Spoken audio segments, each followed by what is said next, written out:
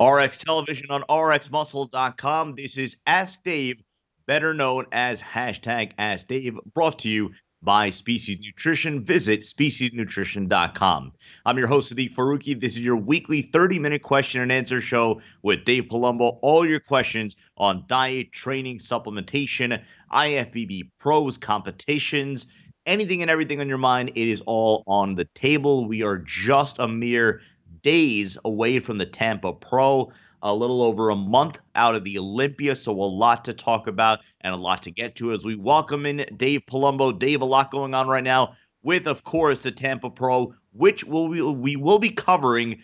Johnny Styles and Chris Aceto are going to be live on the scene this weekend.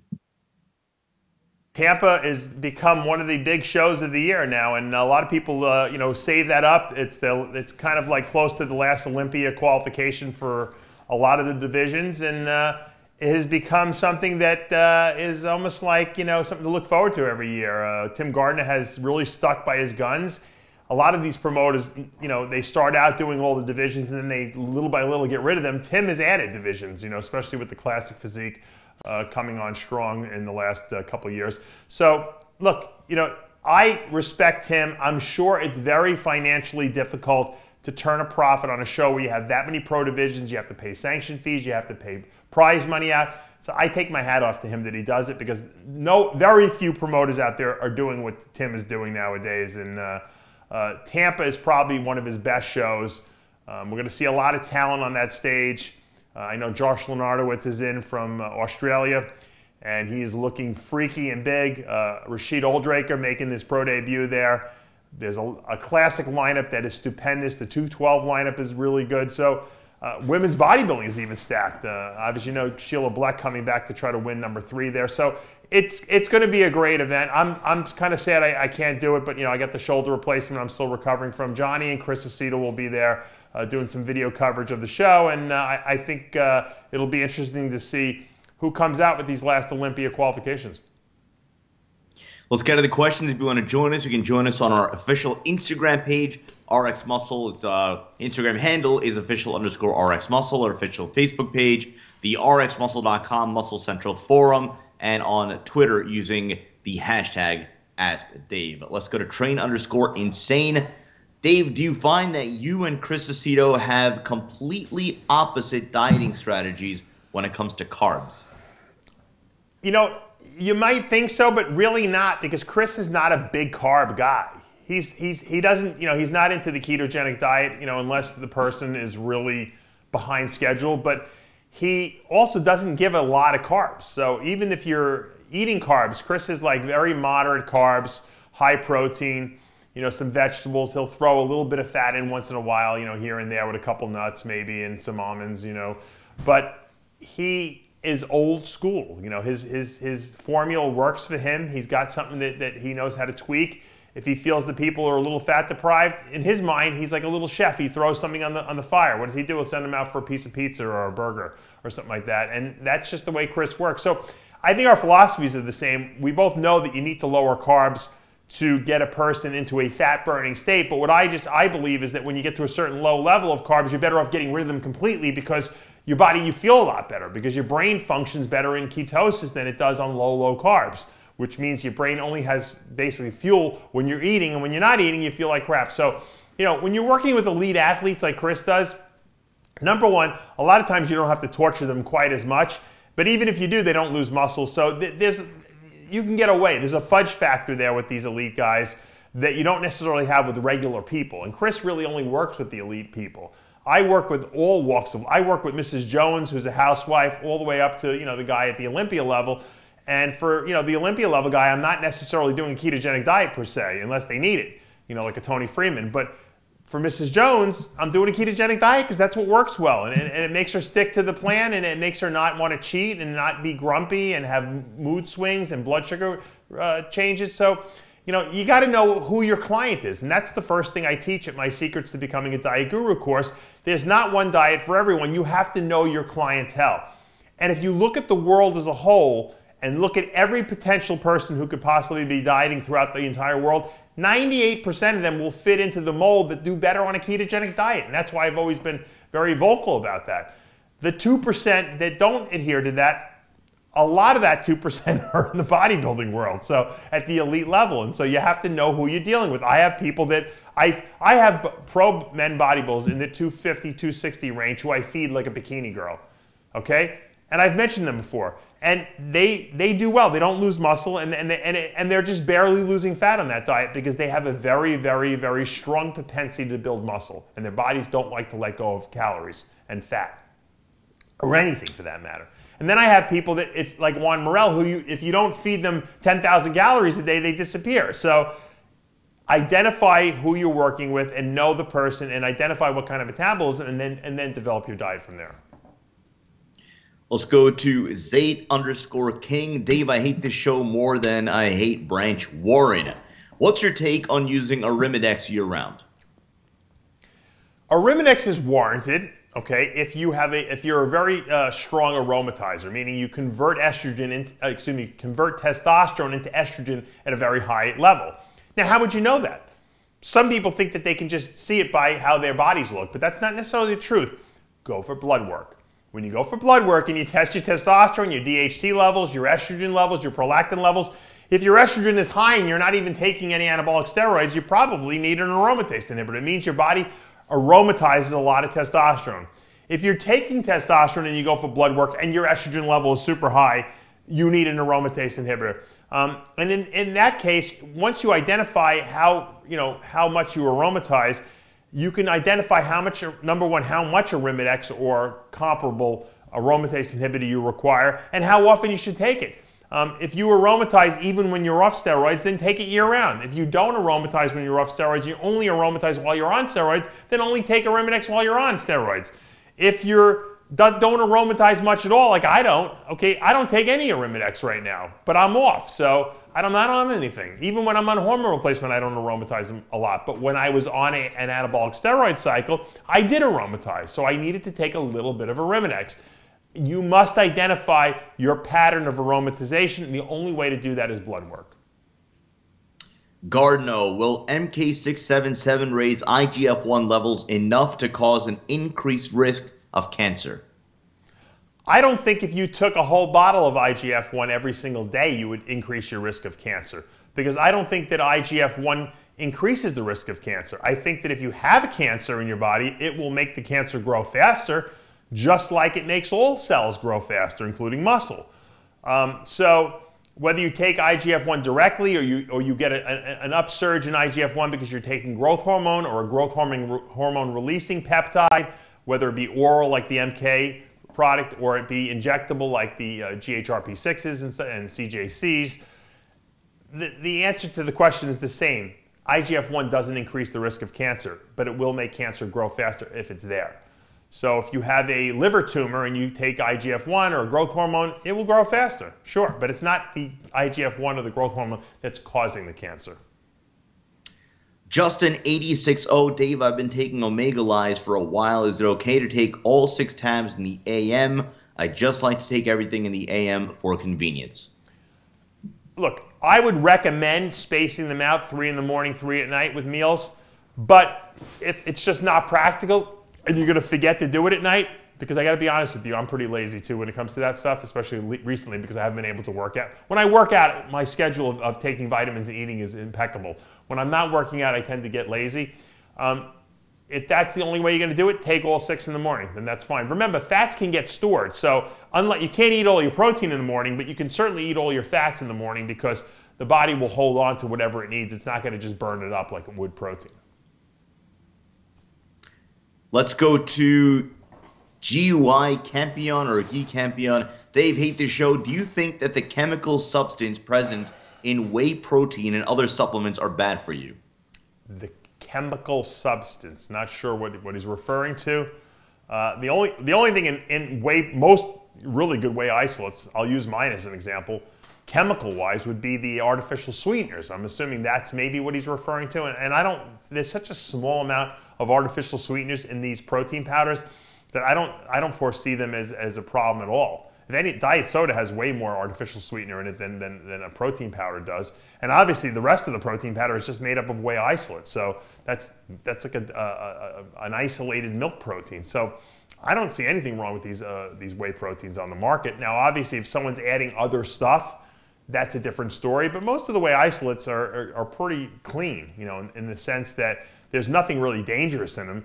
Obviously, certain whey isolates are more purified. They use more advanced filtering systems. TESTOLYZE, for instance, uses probably the most sophisticated flavoring system, filtering system available. When we went to Glambia, who's the parent company who sells the whey isolate, we said, what's the best whey isolate you make? And the new one they made was an even higher yield protein, and that's where the 27.5 grams of protein per 32 gram serving comes from. No one has a higher yield than that because that's the highest one you can buy. Most companies won't spend the money doing it. But just because a company uses a lower grade whey isolate doesn't mean that there's anything else in there that's necessarily bad for you. Let's go to Cake Estrella. Can a woman on birth control benefit from taking TESTOLYZE? Some women tend to convert, create more DHT in their bodies, okay, dihydrotestosterone. And in those instances, some women will get acne from it. They get some hair loss from it. So a lot of women have taken TESTOLYZE because of the DHT blockers in there and noticed that their skin cleared up and their hair was better. Because remember, in women, they don't have testosterone production from because they have no testicles. They have testosterone production from the adrenal androgen known as DHEA. So the adrenal glands above the kidneys produce DHEA, and then inside their cells will convert the DHEA into a little bit of estrogen and into a little bit of testosterone. And that small amount of testosterone is what builds muscle, but some of that testosterone can convert to DHT and cause, in some women who are prone, acne, or in some women who are prone, hair loss. So a lot of women find that the TESTOLYZE works well for that. Now, if you're on birth control, you're obviously taking estrogen. Some of that estrogen can be bound up with TESTOLYZE and pulled out of the body. But the problem is that the reason why the pill is designed the way it is it has a certain amount of progesterone and a certain amount of estrogen, which controls how a woman's period comes about or doesn't come about in the sense of birth control. So I don't necessarily know if you want to mess with that. What I found with a lot of competitors is most competitors don't take birth control because they don't like the way they look on it. They don't like the way they feel on it. They feel like they get bloated on it because it's too high in estrogen. Some of the new pills, however, out there have much lower estrogen and much lower progesterone and still get the benefit of the birth control aspect of it. So you might want to talk to your doctor if you are a competitor and you do want to take birth control.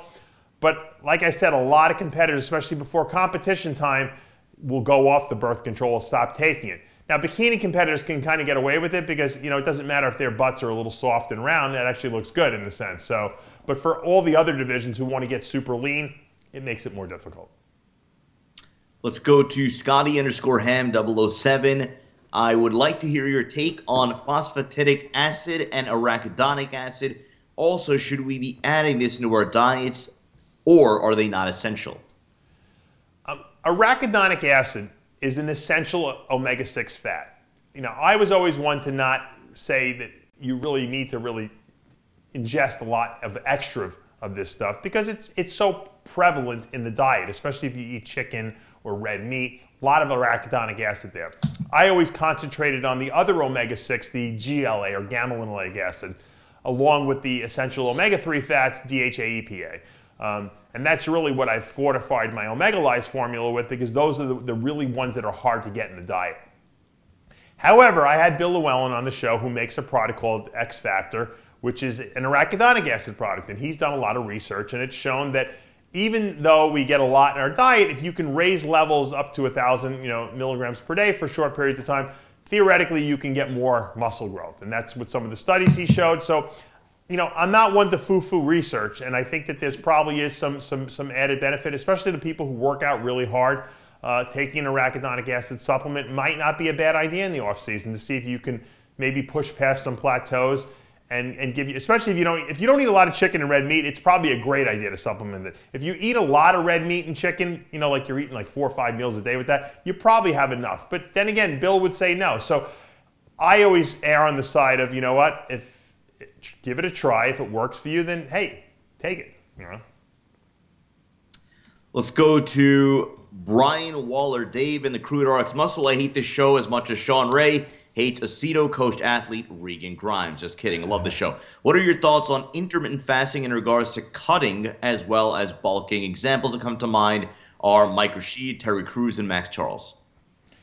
Yeah, I'm not a big advocator of intermittent fasting for bodybuilding competition. I'll tell you why. Because I believe, especially most bodybuilders, especially guys with fast metabolisms, if you go 12 hours, 14 hours, 16 hours out of the day without eating anything, okay, you might be healthier, okay, you might be giving the organs of digestion a chance to rest, but it's certainly not going to be good for retaining muscle mass and building lean muscle, okay? When I was competing, I was eating probably almost around the clock. I was getting up in the middle of the night and having shakes because that's how fast my metabolic rate was. Plus, if you go with a long period of time without eating, a lot of times your metabolism will slow down because your body's trying to conserve calories. So I don't think it's a good idea for bodybuilders who are trying to maximize muscle size and or diet for a show. But I do like it when you get to a point in your life where you're in a maintenance phase. Like in other words, I'm at a point right now where I just want to be healthy. So I don't always get it done. I try not to eat 12 hours out of the day. I try to fast for 12 hours and then I eat all my food in the 12 hours that I'm awake. And let's say I stop eating at 9 o'clock at night or 10 o'clock at night, I won't start eating again until 9 or 10 o'clock the next morning, which is pretty easy because I'm sleeping 8 of those hours anyway.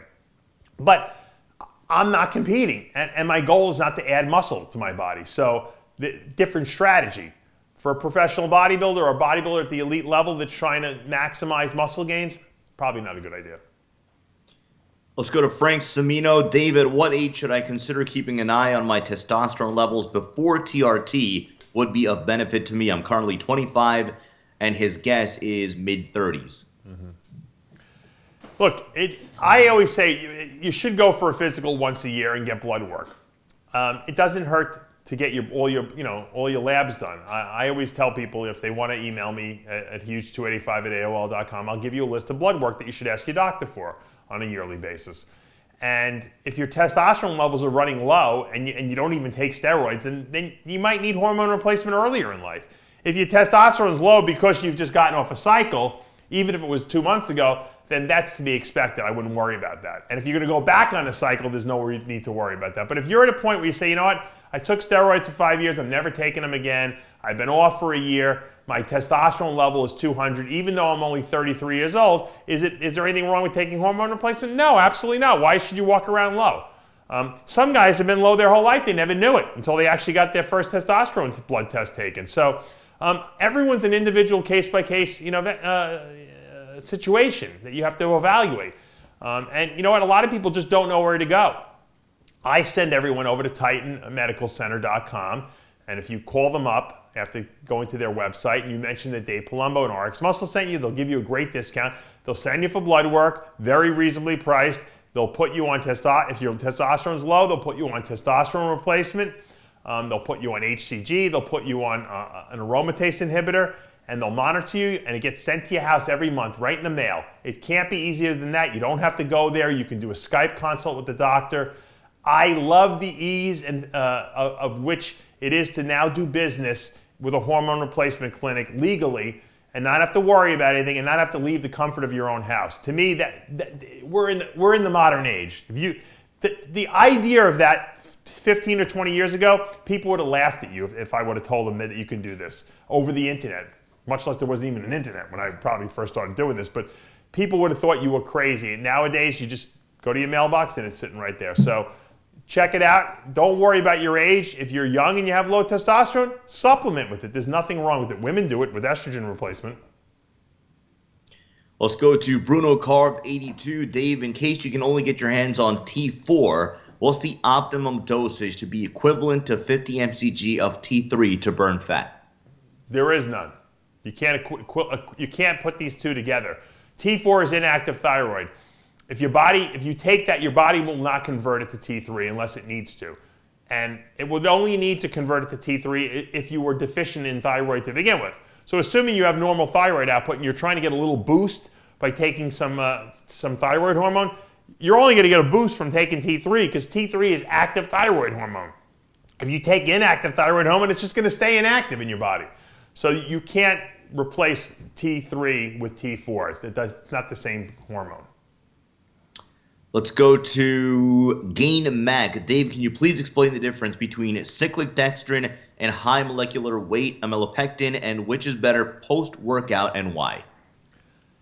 You know, the high weight or high molecular weight amylopectins, and you know, like the Vitargos and the Waxy Mazes and some of the other ones on the market, to me are great post-workout because they're basically starchy complex carbs that just get absorbed faster than sugar and really have a great, I guess you could say, pulling effect of pulling nutrients into the muscle cells and reglycogenating the muscles very fast without upsetting the stomach. The cyclic dextrins are really good for endurance athletes who want to consume these while they're training. So in other words, if you're a cyclist and you're doing a 3-hour bike ride and you're drinking these cyclic dextrins which are basically just sugar molecules linked together, they tend to be absorbed and utilized very readily, okay? So I see a lot of people putting the cyclic dextrins into intra-workout shakes, which are great if you're training for 3 hours or 4 hours in the gym, but most people don't do that. That's why I'm not a big advocate of intra-workout nutrition. However, for endurance athletes, CrossFitters, people who do things excessively long periods of time, who require, you know, more nutrition while they're training, it's a great supplement. To me, post-workout, not such a great supplement. Post-workout, I'd rather go with a high molecular weight type carbohydrate rather than a sugar-linked molecule. And that's just my opinion. And that's really what the cyclic dextrins were designed for, were for endurance athletes. Whereas I really believe the high molecular weight amylopectins are really more geared towards bodybuilding or something post-exercise related, even in the endurance sports. And that's, to me, the distinction. I think the problem with our industry is that everyone's always looking for the best next thing. And they don't want to just, you know, say, hey, you know what? This is the best thing. It doesn't matter that it's been around for 5 or 8 or 10 years. This is the best thing. Creatine monohydrate's still here. Everyone's using it, okay? It's from 1991. People have tried different versions of it, but it seems like monohydrate is still the most popular and utilized form of creatine. Why? Because it works. Same thing with whey isolate. You're not going to make a better whey isolate out there unless you can make a more purified, filtered, you know, whey isolate. But you're not going to make a better whey isolate. It's not going to be replaced, okay? Just like vitamins and minerals won't be replaced, or essential fatty acids won't be replaced. That's why a lot of the products in the Species Nutrition line really don't need any tweaking. They'll be around in the same form for years and years and years because our nutritional requirements don't change, okay? They're the same nutritional requirements requiring the same high-quality nutritional supplements. And I think that, once again, people like to change things around formulas because they think it's sexier. Oh, I want the newest, greatest thing. Well, you know, until something better comes around, I'm going to say that right now what we got carbohydrate nutrition-wise is probably pretty damn good. Brad McCaff, Dave, does your test always have to be higher than your anabolics, or can you run, say, DECA at 500 and testosterone at 200 together, or should it be reversed? You can do whatever you want. There's no rules. There's no rules with steroids. Do whatever you want. I find that the best benefits are garnered when you have a higher testosterone input and less anabolics. Let's face it, most of the suggestions about anabolic dosages were developed or at least put forward by Dan Duchesne and Bill Phillips back in the 90s. They came up with these dosages and, you know, 400 milligrams of DECA a week or 600 milligrams of DECA a week or EQ or, you know, et cetera, et cetera. And then what happened was guys nowadays say, well, let's double that dosage and let's half the testosterone. Well, when you double the dosage of anabolics and you start taking 1,200 milligrams of trenbolone or 1,200 milligrams of EQ or 1,200 milligrams of DECA, you get a lot more side effects, okay? Trenbolone doesn't aromatize in low dosages, but when you take huge amounts of it, you get side effects from it. You get high prolactin levels, you lose your sex drive, you know, all kinds of crazy, kooky stuff happens. Anabolics don't need to be taken in large amounts. Testosterone is the main muscle-building hormone in the body. It's what our bodies naturally produce.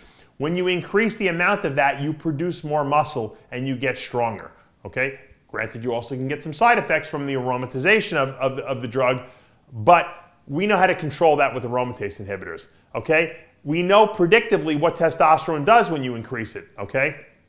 We don't predictably know what anabolics do when they increase them. And to me, I don't like the side effects you get from high DECA. I don't like the side effects you get from high trenbolone or high EQ or masteron for that matter. So to me, always use the testosterone as your base drug and then add some anabolics to it. And you're going to see very good results. Trust me, you're not going to get better muscle building from EQ in super high dosages as you're going to get from testosterone in moderately to high dosages. EAB 1989, Dave, what's the best timing for taking orals such as dbol? Is it best to split the dose 3 times a day or take a single big dose in the morning? Theoretically, these oral compounds are 24-hour drugs, but I don't know if anything really is a 24-hour drug nowadays. So I think that probably 2 dosages a day is probably prudent. So if you're taking 50 milligrams of dianabol a day, take 25 in the morning and 25 at night. If you're taking 50 milligrams of Winstrol oral per day, take 25 in the morning, 25 at night. I think that's adequate. Most people are not going to remember to take things 3 or 4 times a day. The only drug that I recommend you really split up throughout the day is clenbuterol. Because if you take more than 20 micrograms of clenbuterol at a time, you get very low blood pressure. Sometimes you get a little lightheaded. Sometimes you can get cramping or headaches. So you're better off, if you're taking 6 clenbuterol a day or 5 clenbuterol a day, spread them out every 2 hours. But as far as steroidal drugs go, 2 dosages of the orals per day is good. Now, if you're using a drug that's not 17-alpha alkylated, like androxin or andriol, which is an oral form of testosterone, or primoacetate, those don't last that long. They only last a couple hours, and those oral drugs need to be taken every 2-3 hours. NPC Jacob Vincic or Vincic went on keto diet for contest prep. Does your cheat meal for clients consist of just higher fats per meal? No. The whole concept behind a cheat meal on a ketogenic diet is that you're eating carbohydrates. Why? Because carbohydrates stimulate insulin release. And insulin is the signal for your body's metabolism to continue working at a high level. In other words, if you have very low insulin all the time in your body's thyroid hormone, we talked about this earlier, the inactive thyroid hormone that's produced from the thyroid gland is called T4. And T4 converts to the active form of thyroid called T3 in the circulation. That T4 to T3 conversion can slow down in low insulin environments because the body senses that it's not eating enough calories, so it slows its metabolism.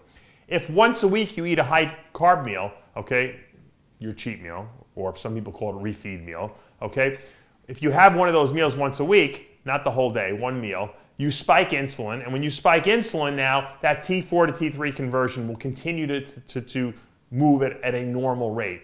If you go more than 2-3 weeks without a cheat meal and very low insulin levels, you can start to slow down T4 to T3 conversion. We don't want that. Let's go to Scotty _ham007. Dave, this question with a spin, but how often do you see anxiety and depression with bodybuilders? It seems a lot of us get this. What's your take? I don't think we talk enough about this. I see it a lot. I have a lot of clients that are that seem to be either bipolar or have chronic depression or have anxiety disorder. And guess what? You know what steroids do? They make it worse. Steroids make anxiety worse. They make mood swings worse. You're either up or down even greater ways. Why? Because they enhance your personality.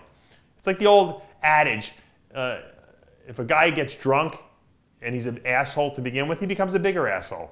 If he's a nice guy, he usually becomes a nicer guy.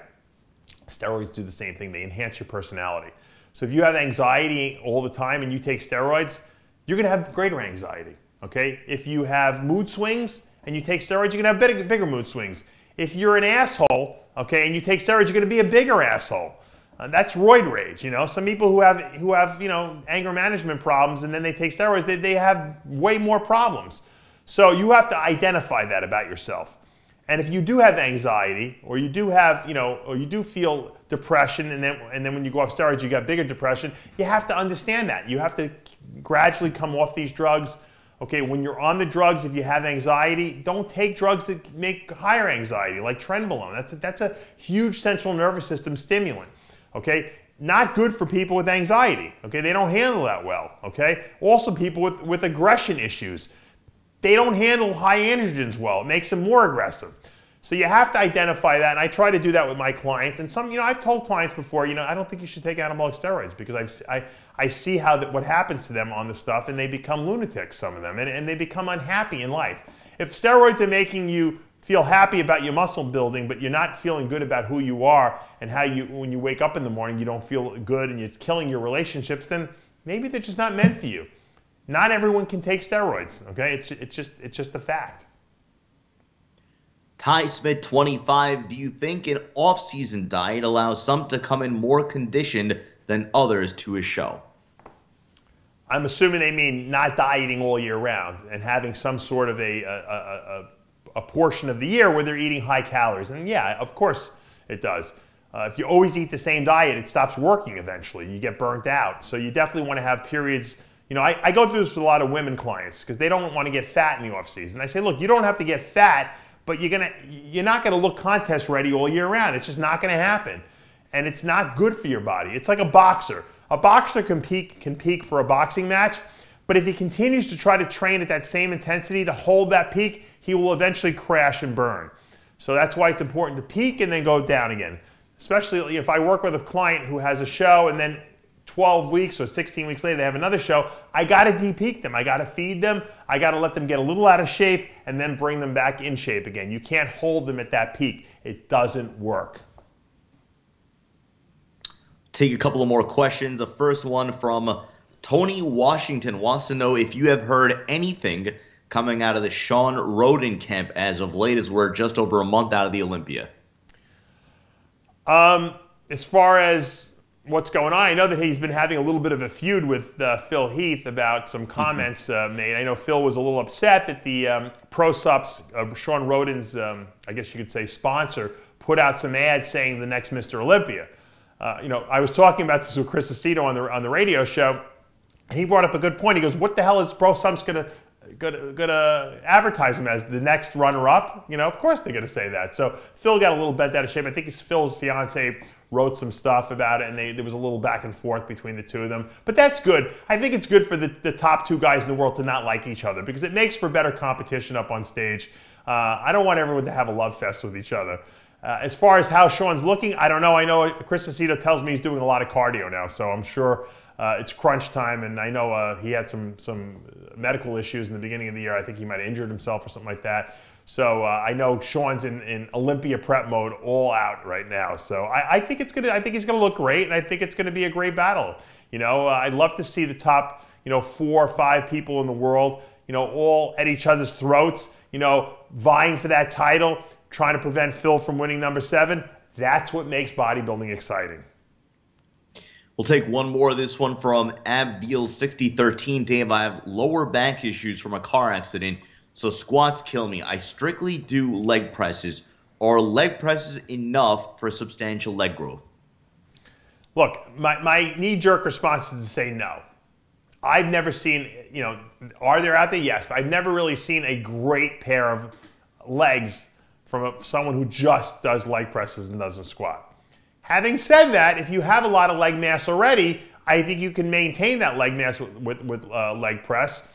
Dory never did free weight squats because he had a back problem. He used to do Smith machine squats, but he did squats. So he still had some pretty sick leg development. So you got to work around your injuries, but find out, how you can do, use other machines maybe, or maybe incorporate some lighter free weight squats just to really feel the complete, I guess, recruitment of all the fibers in your legs. Because you got to remember, when you free weight squat, you're using a lot more fibers because you have to stabilize that weight and balance yourself. It's a much more complete leg mass movement than, say, just the leg presses, which is, when you do a leg press, the leg sled is doing most of the work for you. All you're doing is moving the weight. You're not stabilizing it whatsoever. So you're not getting as complete a development. But I've seen some good legs with people who just leg press, but not many. That's going to do for this episode of Ask Dave, brought to you by Species Nutrition. Before we go, just wanted to send our thoughts and prayers to Sean Harris and his family. Of course, Sean Harris passing away last week. If you want to help his family, there's a GoFundMe campaign that's active right now. It's GoFundMe.com/team/Harris/family/fund. I'm going to repeat that. That's GoFundMe.com/team/Harris/family/fund. Dave.com/Harris/family/fund. Donate generously. Again, it's a big loss for the bodybuilding community. Dave, you want to add anything more? Yeah, I wanted to just say something. Most people did like Sean. But you got to remember, this could happen to anyone out there. Any one of you guys watching this show, you can get in your car and you can get in a car crash and die. And if you're married and you have kids, they're going to be left, fending for themselves. So the GoFundMe is good, obviously. It's not going to support his family forever. It's going to help them get, situated and pay some of their bills that they have and some of the funeral expenses. That's what we do that for. It's to be nice. It's to help people when they're in need, because at some point we're all in need. And it's always nice to know that our community supports each other out there. And it is a terrible thing. I always say you never know when it's your time. That's why live life to your fullest. Do what you're passionate about. Don't worry about what other people think about you, because when it's all over, who cares? There's no figuring out and keeping score who won. So do what you love on a daily basis, no matter what anyone else thinks. And that's how I live my life. I advocated for other people. And when you do what you love, you never work. It doesn't feel like work, because you enjoy going to work every single day. And like I said, it's sad when we hear things like that happen to the community, but I like to see when our community rallies around people and really puts up and shows that they do have compassion in their heart. No matter how you felt about Sean or how you feel about anything else in our industry, you got to support the Iron Brotherhood when things go wrong. So again, our thoughts and prayers with Sean and his family. Again, go to the GoFundMe account and donate generously. For Dave Palumbo and our producer Johnny Styles, I'm Sadiq Faruqi. We'll see you next week.